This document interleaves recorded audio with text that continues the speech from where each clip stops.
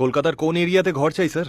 কাল সকালের মধ্যেই একটা বড় বাংলো কিনে নিচ্ছি আপনার জন্য। ঘর মানে ইট পাথরে তৈরি কোন ইমারত নয়। ঘর মানে হলো একটা পরিবার। পয়সা দিয়ে সুখ স্বাচ্ছন্দ্য কেনা যায়, কিন্তু পরিবার সঙ্গে থাকলে ভালোবাসা পূর্ণতা পায়।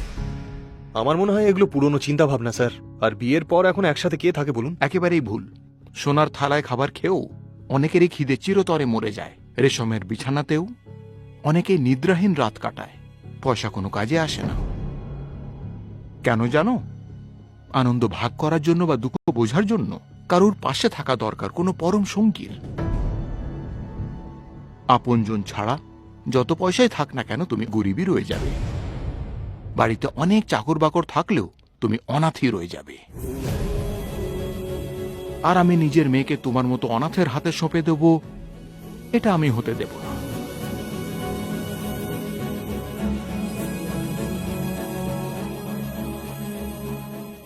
আমি অনাথ নই স্যার, আমারও পরিবার আছে। সত্যি? তাহলে পরিবার থাকলে অনাথের মতো কেন থাকো? ছোটবেলায় ঝগড়া করে বাড়ি ছেড়ে দিয়েছিলাম।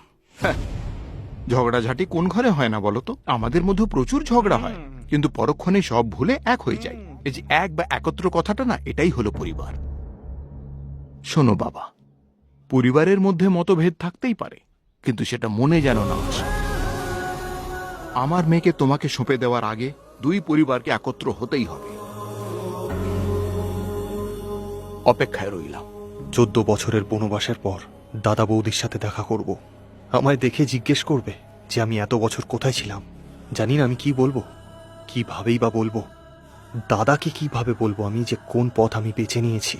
দাদা অন্যায় আর হিংসা সহ্য করতে পারে না।